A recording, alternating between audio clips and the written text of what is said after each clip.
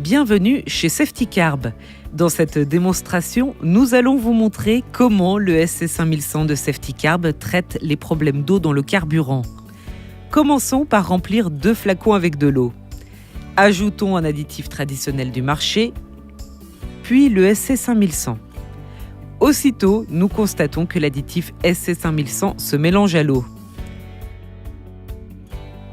Agitons les flacons pour créer une émulsion. Nous voyons rapidement que le mélange avec l'additif traditionnel se redécante, ce qui n'est pas le cas de celui avec le SC5100. En se mélangeant à l'eau, le SC5100 va pouvoir éliminer tous les effets néfastes de celle-ci. Remplissons maintenant 2 tubes à essai avec du gazole. Ajoutons quelques gouttes d'eau à nos tubes à essai. Celle-ci se dépose au fond comme dans un réservoir, une cuve de stockage ou un filtre à carburant.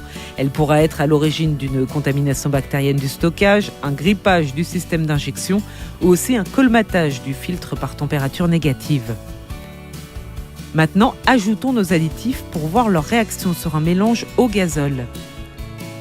Avec l'additif traditionnel, nous voyons qu'il n'y a aucun effet et que l'eau se redépose instantanément au fond.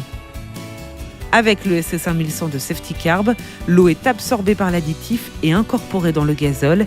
Elle pourra être consommée en toute sécurité par le moteur grâce à un lubrifiant spécial issu des toutes dernières technologies contenues dans le SC5100. L'eau ne se redéposera plus au fond du stockage. Reprenons nos 2 flacons du début de la démonstration ainsi qu'une pâte de détection d'eau.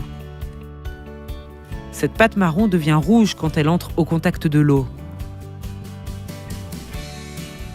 Dans le flacon avec l'additif traditionnel, nous voyons que l'eau est toujours bien présente. Alors qu'avec le SC5100, celle-ci est devenue indétectable par la pâte, ce qui prouve bien que le SC5100 a éliminé les effets néfastes de l'eau.